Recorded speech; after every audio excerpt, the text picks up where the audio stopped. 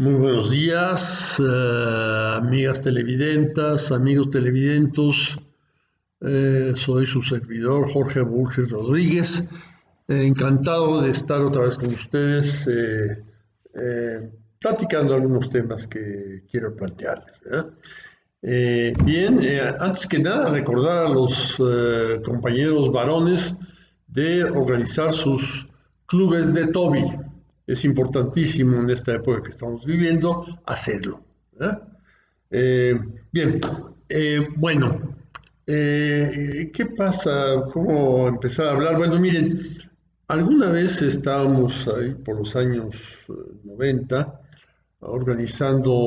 haciendo campaña política a favor del PRD y nuestro candidato visible. Pues hicimos una reunión que estuvo muy sustanciosa en un parque público en la Ciudad de México. Y me acuerdo que yo planteé en esa reunión, interpreté la insurrección política del año 88 como consecuencia del pasmo gubernamental del año 85, cuando el temblor. O sea, en el 85 se vio un gobierno pasmado y una ciudadanía moviéndose y sacando el buey de la barranca.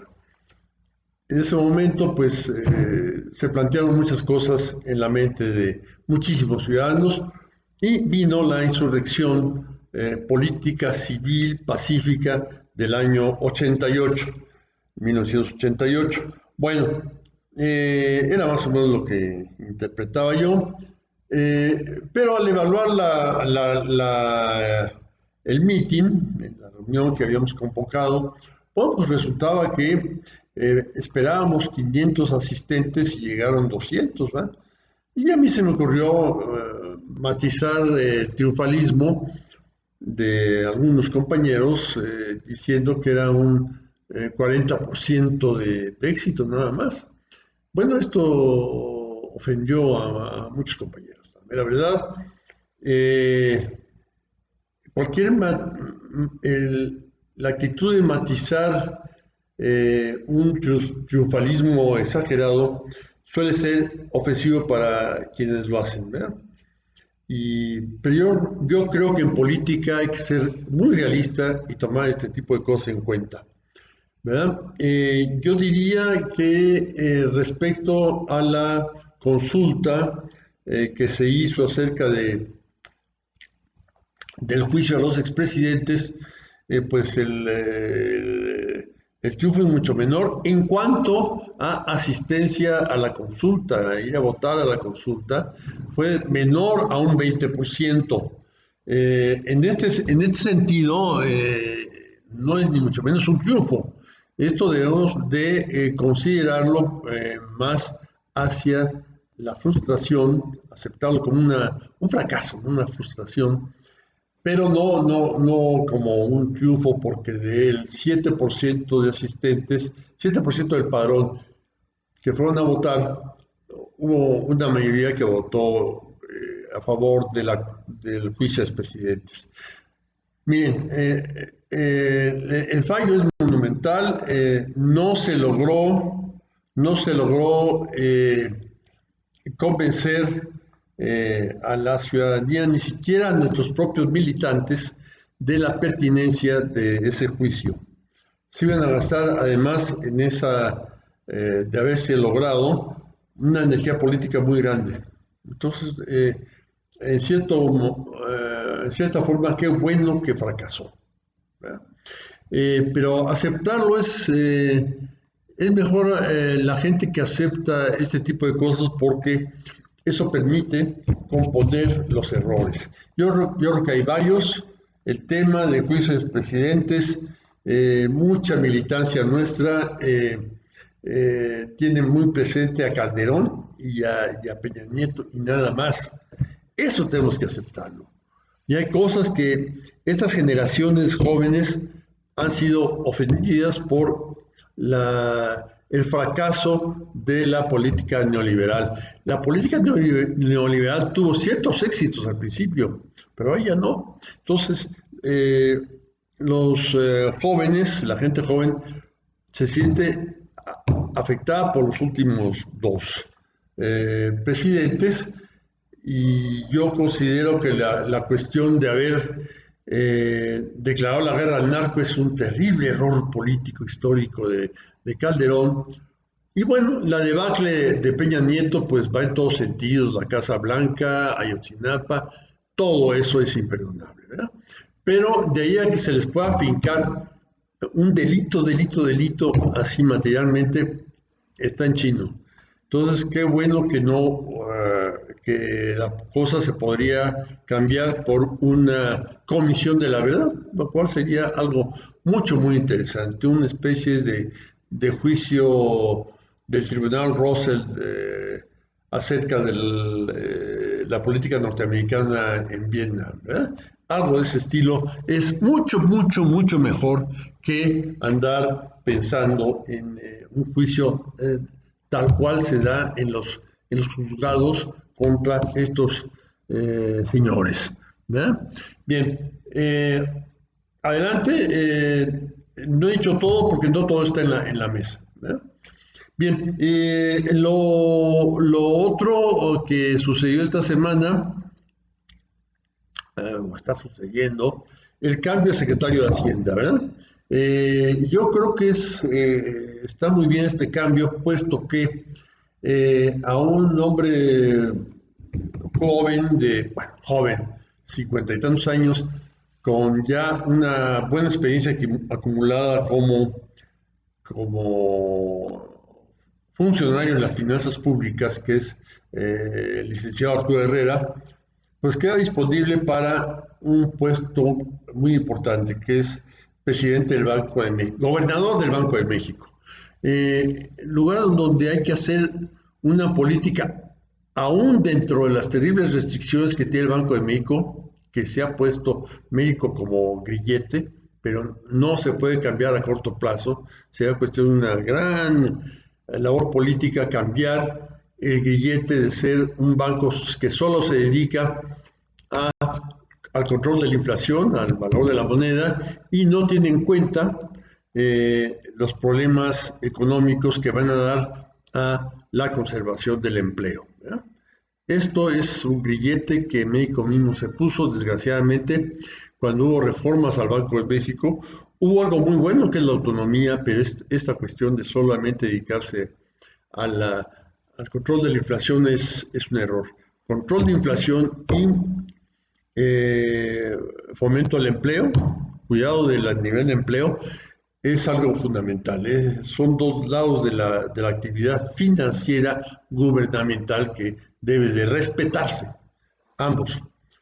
Para esto no es comunismo, esto es lo que tiene el sistema de banca federal de Estados Unidos, lo tiene eso. No solo debe cuidar la inflación, sino también debe cuidar la conservación del empleo. Esto yo lo juzgo como muy importante, y Arturo Herrera puede tener una buena actitud ahí, semejante a la que tuvo Mario Draghi en el Banco Europeo, el Banco Central Europeo, que se puso el mismo grillete en los pies, ¿verdad? Entonces esto es algo optimista, que él va para allá, y fue sustituido con un hacendista, un financiero de mayor edad, como es Rogerio Ramírez de la O, que tiene una amplísima experiencia también en estos campos, y mucha visión de lo que es la hacienda pública, del papel que esta hacienda pública tiene. Es un hábil economista que ha tenido éxito como asesor de innumerables entidades y empresas, muchas empresas nacionales, extranjeras o multinacionales han recurrido a sus servicios de análisis macroeconómico. Macroeconómico me señala algo que que es para mí importante. Cuando empezaba el neoliberalismo, pues se decía que la palabra macroeconomía, pues era casi como una mala palabra, ¿verdad? Así como, no las repito aquí, pero hay palabrotas en el sentido de groserías, y hablar de macroeconomía era casi una grosería. Pero no, este hombre lo hizo y de ahí el tipo ha ganado dinero, vende sus asesorías a muchas empresas y a otro tipo de organizaciones. Entonces, es un hombre con éxito empresarial en cuestiones de finanzas públicas. Macroeconomía lo conecta con finanzas públicas. Ambos, tanto Herrera como Ramírez de la O, muestran así su vertiente neo-keynesiana, que es algo muy valioso en esta época, como la señora Yellen, como otros más en muchos, mismo Draghi, en muchas partes del mundo, ¿verdad? A Keynes se le echó demasiado pronto, inesperadamente al olvido, y sus ideas son magníficas. En alguna ocasión leí un artículo de licenciado Suárez Dávila hablando de lo valioso que fue para México durante una larga época el disponer de secretarios de Hacienda con estas dos cualidades. Uno, que fueran keynesianos, y otro, que fueran codos, que no fueran fáciles de que fueran a soltar la lana así como así, ¿verdad? Hablaba de Eduardo Suárez, que fue secretario de Hacienda con Cárdenas y con Ávila Camacho, Beteta, que fue secretario de Hacienda con Miguel Alemán, Carrillo Flores, que fue secretario de Hacienda con Luis Cortines, Ortiz Mena, que fue secretario de Hacienda con López Mateos y Díaz Ordaz. Y Hugo Bermangain. Hugo Bermangain duró poco, pero un hombre notable, ¿verdad? Todos ellos keynesianos codos, hombres conscientes de el papel que el gasto gubernamental, perdón, el gasto y la búsqueda eh, de, de ingresos, como son los impuestos y como es el endeudamiento, tenía en la posibilidad de manejar la economía. Después de ellos está Jesús Silva Gerson Flores, que también tiempo después cumplió ese papel, ¿verdad? De secretario de Hacienda, que este, era codo y keynesiano, ¿verdad? Ahora no son keynesianos, sino son neo-keynesianos. Hay que adaptar la ideología, las ideas de Keynes al tiempo actual. Esto es, esto es algo que podemos anticipar que la política financiera va a seguir en derroteros parecidos, con un hombre de más experiencia. Ramírez de la O es mayor de edad que Herrera. Ramírez de la O andará por ahí por los 70 años, ¿verdad? Es pues un hombre muy activo, muy dinámico, y hay que estar optimista de que se va a seguir bajo la idea de recolectar lo más posible de impuestos con los impuestos actuales, no inventarse impuestos a las ventanas o cosas así, ¿no? Con los impuestos actuales, mayor recolección, más eficiente, menos gasto en la actividad de recolectar y un gasto público muy cuidadoso, muy codos tienen que ser, y, eh, y endeudamiento muy limitado, ¿verdad? Eh, ese no al Fondo Monetario Internacional, al que el gobierno ofrecía créditos de respaldo, pero a cambio de seguir sus ideas, era un mal negocio, porque las ideas del Fondo Monetario Internacional, algunas son buenas, pero no todas, ¿verdad? Y a México más le han perjudicado que beneficiado. Claro, cada presidente se paraba el cuello diciendo, el Fondo Monetario Internacional nos ha aprobado, así casi sin pedirlo, un crédito de respaldo. Era mal negocio, ¿verdad? Era como el guajolote aquel que decía, me invitaron a una cena de Navidad, estoy invitado, ¿verdad? Era mal negocio.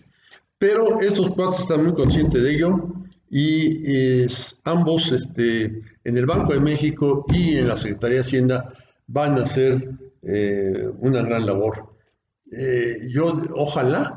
Ojalá que Ramírez de la O siguiera después de este gobierno como secretario de Hacienda. Pero bueno, no son los únicos buenos financieros.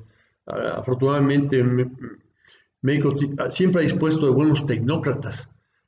Ahora casi todos iban a la derecha, ahora se van un poquito a la izquierda. A la derecha se podían ir muy a la derecha, en cambio a la izquierda no se pueden ir demasiado. Eso es más o menos la realidad política, económica de nuestro país. Entonces, está bien, ¿verdad? Pero aceptar la derrota en la consulta y ser optimista respecto a lo que va a pasar con las finanzas públicas. Esto era todo lo que quería decirles el día de hoy. Me despido de ustedes con un fraternal y cordial abrazo y nos vemos en el siguiente video. Caballeros, a formar su club de Toby. Buenas tardes.